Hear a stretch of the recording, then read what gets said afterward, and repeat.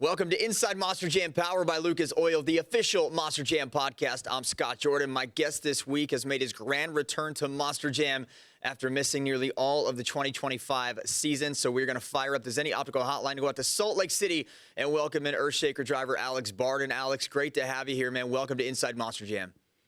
Hey, Scott, man, it's finally great to have the opportunity to get on here and hang out with you and connect with the fans even more. I appreciate that. So you're in Salt Lake City right now at the shop, getting your truck all ready for your Freestyle Mania, which we will discuss here in a little bit. But the irony there is not only is that where I last saw you at Salt Lake City World Finals, but that's also where your injury took place.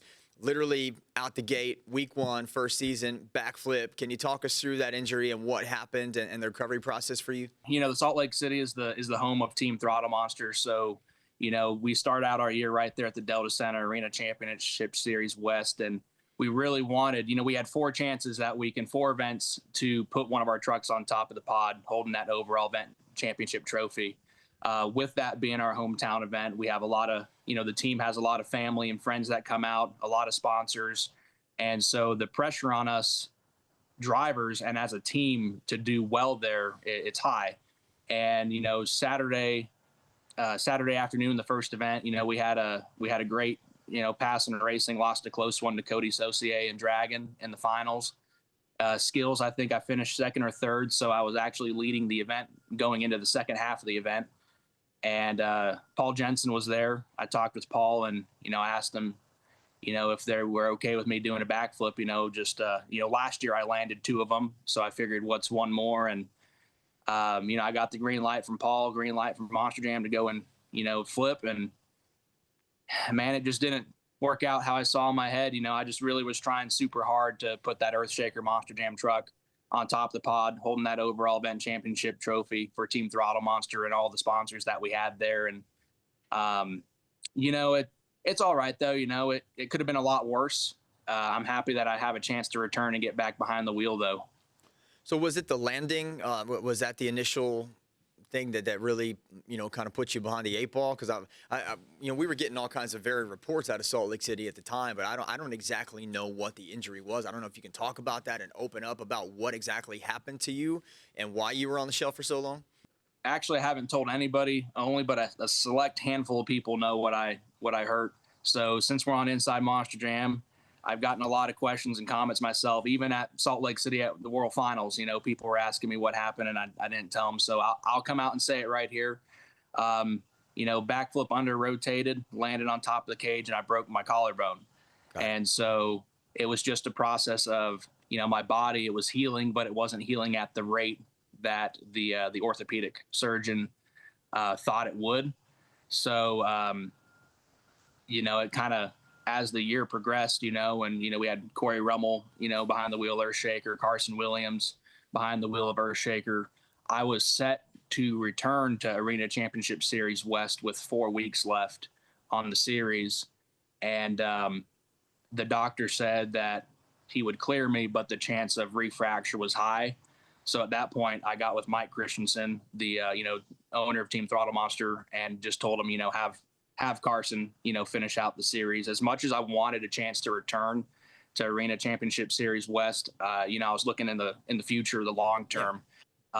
You know, why rush back when, you know, Carson can finish out the series and I can get healthy, I can get right, and you know, come back this summer or the Freestyle Mania or next year and you know, show everybody what I got. Did you know after you under-rotated the backflip, did you know that you were hurt, or was it something that happened when you got out of the truck, just things didn't feel right? Because I know I've had some major injuries in my life, but with the adrenaline that's happening in the moment, sometimes you don't really know how serious it is or how serious it isn't until after you've had a chance to sit down and take a breath. The crash itself kind of hurt. You know, anytime you land on top of the cage, you have no suspension up there. So the truck, the chassis, your body takes 100% of the shock. So, you know, we have 2-way radio communication in our Monster Jam truck. So I queued up over the headset with Mason Paul and Devin, Tim, and Berto. They could all hear me. And I just jokingly said, well, that hurt, you know, and just talking about the initial landing on top of the cage, kind of getting the wind knocked out of you a little bit. And then dirt crew, tech officials, track crew, they came out, rolled me back over. I went to move my left arm to the steering wheel, my right arm to the switch panel to fire back up to go park outside in the crash area to assess the damage. And I couldn't move my left arm. So at that moment, me being a non-medical expert, I knew it was either I dislocated my shoulder or it had to be my collarbone. Yeah. And unfortunately, it was the one that took a little bit more time to heal of the two. But on the flip side, like I said earlier, it could have always been a lot worse. Yeah. And I mean, and even during the recovery process, I never really stopped. I traveled with the independent group of Team Throttle Monster, driving the semi, wrenching on their trucks, doing anything I possibly could. Those were kind of two newer drivers, so coaching them along, which I love. You know, I've taught a lot of people. Alex, we are up against the break, my friend. We'll pick this up when we come back. We are happy to have you back and healthy in Monster Jam. Coming up next, more with Alex Bardin on Inside Monster Jam, powered by Lucas Oil.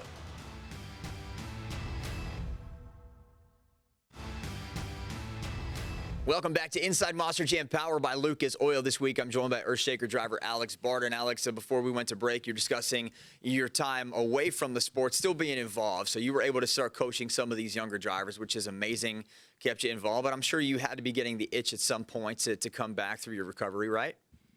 Oh, yeah, absolutely. Training some of the newer drivers was awesome. I've done that many of times in the past with, Berto Trevino, Devin Winfield, Preston Collins. He's a name that you don't know in Monster Jam quite yet, but he's coming up and you'll know about him here shortly. Yeah. I taught those guys kind of the basis of driving, and they've built upon that knowledge that I instilled in them, tremendously, to see what they do now. I didn't teach them how to do the stoppies, poppers, moonwalks, bicycles, and stuff like that. I taught them the basis. So I'm super proud of those guys, but I've wanted to do, something in the monster truck industry since I was 4 years old. And so just to still be able to do something in the industry during my recovery and not be put on the sidelines completely was awesome. And I can't thank Mike, Paul, Zach, everybody at Team Throttle Monster for kind of stepping up and picking up my slack and, keeping me on board. My first introduction to you was with Jimmy Cretin when you debuted in 2019. So you've worked for Jimmy and 2 Extreme, and then you moved on to Steve Sims and Monster Trucks Unlimited before finding a home at Team Throttle Monster. What was it like with Jimmy and Steve? Can you talk a little bit about your experiences with those two? When I drove for 2 Extreme, Red Baron, and the Bounty Hunter Monster Jam truck, that was the summer of 2019. Salinas, California, and then Nashville, Tennessee at Nissan Stadium. And man, that was awesome. That was actually my first full year driving. So, coming in from the independent circuit to Monster Jam, where everything is as big as it gets, right? It was very daunting, right? Like I could do a good job. I could win, be competitive here at the, the smaller fairgrounds, rodeo shows and stuff like that. But man, when I got to Monster Jam, it was a different story. My very first race in Salinas, California was against Tyler Menega, Gravedigger. I've known Tyler my entire life. We've been friends for a long time, and we always used to play rigs of rods on the computer. I would always beat him in rigs of rods, but when we got behind the wheel of the actual Monster Jam trucks, he smoked me pretty good there. But, so that was my first year driving full time, but that opportunity there was awesome. I will forever cherish those 2 events as a huge milestone in my life. I've always wanted that chance to compete in Monster Jam, so I can't thank everybody that set that opportunity up for me enough for allowing me to do that. Keith Speller, Feld Entertainment, Monster Jam, Jimmy Cretin, Mike Harper, everybody that kind of put that together.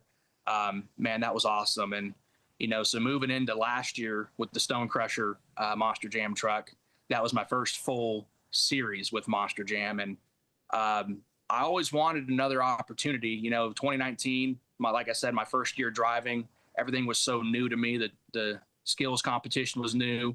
Everything was new. And I always knew if I had another opportunity to do Monster Jam after having a little bit more seat time, it would be a very different Alex Bardin that the Monster Jam fans would see. And I felt like last year I really proved that. I felt like I had a really strong year behind the wheel of Stone Crusher Monster Jam truck. Winning some racing competitions, some skills competitions, and, nailing 2 backflips. I believe me and Mike Pag were the only 2 independents last year to backflip. So that was awesome.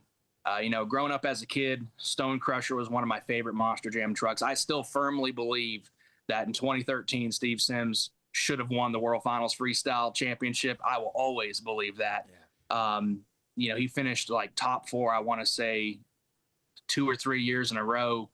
And never in a million years did I think I'd get the chance to be the guy behind the wheel of Stone Crusher. That truck has had so many legendary drivers, whether it's Steve or Steven Sims or Morgan Kane, Cole Vennard's driven it, Frank Kreml, Chad Tingler, and then to add my name to the list, that was just that was really awesome. Especially, I have pictures of me when I was a little kid at pit parties at Monster Jam events, standing next to Steve Sims, and you fast forward to 2024, and I was on the other side of that line, and we had Monster Jam fans waiting to stand next to me, in the pit party to take a picture or to get an autograph. So it was a really humbling experience. How kind of things in life come full circle, right? For sure. Yeah, Jimmy and Steve are great. Those are 2 guys that I started touring with early in my Monster Jam career that were very helpful to me, and always being available for an interview, always helping me figure out technical things with the trucks to explain. But you've gone now from Tonganoxie, Kansas to Virginia Beach to Ogden, Utah. That is quite the journey for a young Alex Bardin, a 4-year-old kid at the Astrodome watching trucks, man. It's got to be a good thrill for you to travel around like that.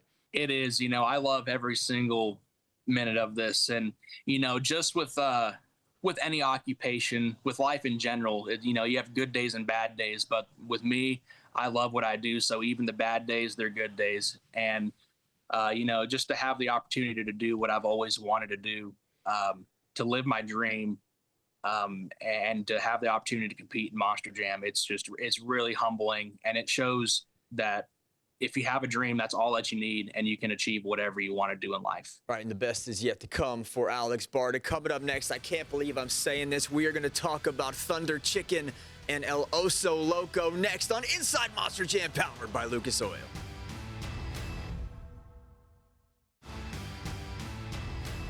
We are back with more Inside Monster Jam, powered by Lucas Oil. I'm Scott Jordan. I am joined this week by Earthshaker driver Alex Bardin as we talk about his recovery and return to Monster Jam. I want to go back to the beginning for you because we did touch on Red Baron and Bounty Hunter, but before that, there was Thunder Chicken, which it's an anomaly for me. A lot of independent fans think fondly of that truck, and then it transforms into El Oso Loco, and you go from Alex Bardin to Alex Rodriguez, strangely enough, man. So talk about that, because that was really like your rigs of rods into monster truck madness here. So talk a little bit about that. Yeah, so the Thunder Chicken El Oso Loco era was with a different independent promoter, Monster Truck Wars.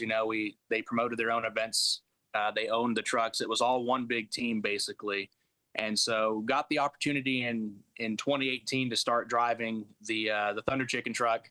And which is cool because that's a name it's an old school name, kind of retro type deal. It fits with the theme of that team that was going for at the time.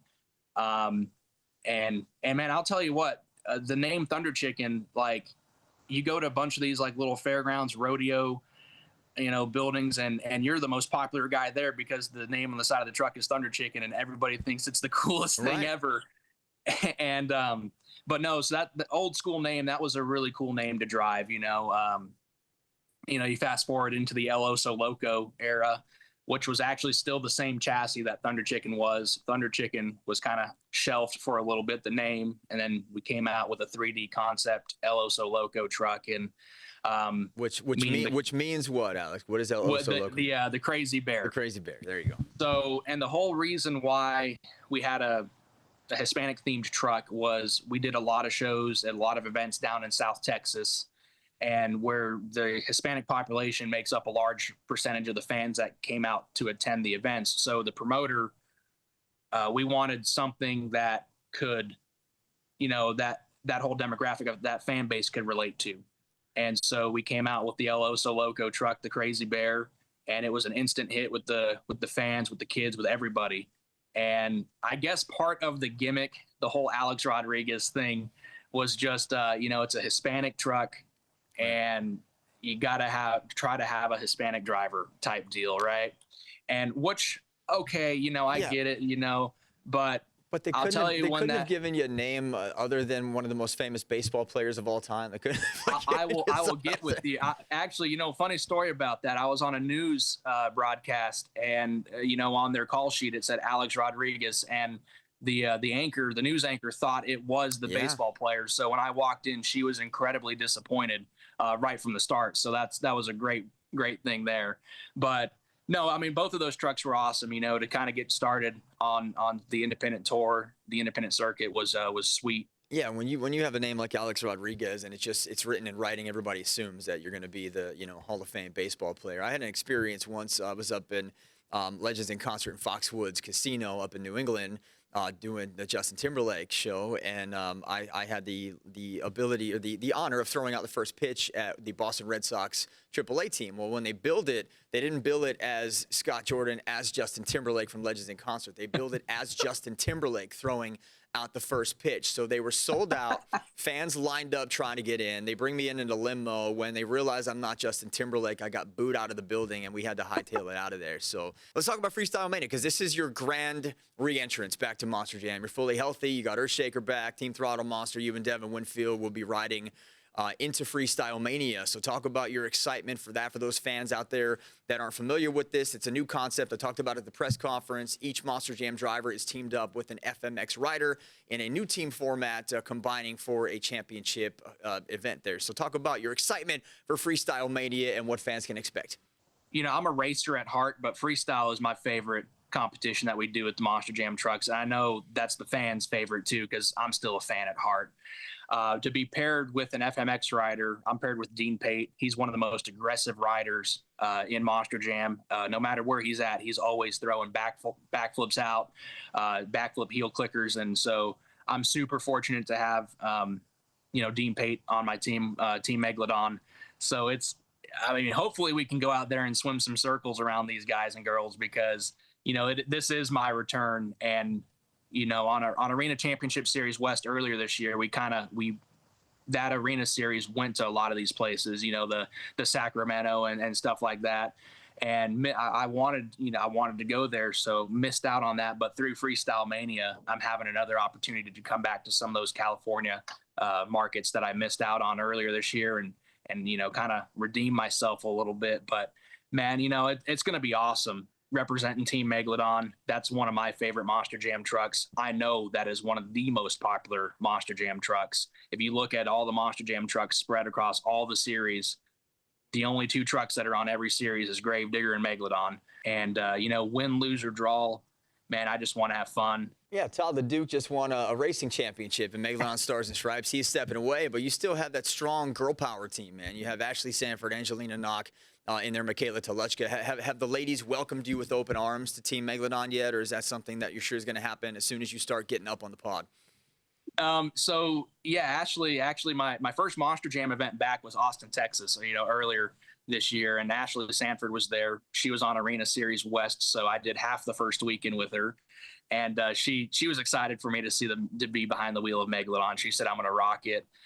Me and Michaela Telechka, we're really close friends. Actually drove Get Her Done Gen 2 a little bit last fall with her, was with her teammate, so to speak. And she tells me I need to make a name for my shark and whatnot. Her shark's name is Finley. Okay. And I've never named any of my vehicles that I've driven, whether it's a Monster Jam truck or personal. So, well, I think you should do a tribute to Corey Rummel. He took over for you. He's driven Megalodon. Let's just call it Rummel and just go from there. Hey, that's a great idea. Yeah. Honestly, it would be, and that would be a really ironic deal, because it'll be the same, metal shop chassis that Earthshaker's on. And there you go. Rummel, that's a pretty good name. I might have to rock that out this Freestyle Mania. You're welcome. Coming up next, your questions for Alex as we continue on with Inside Monster Jam, powered by Lucas Oil.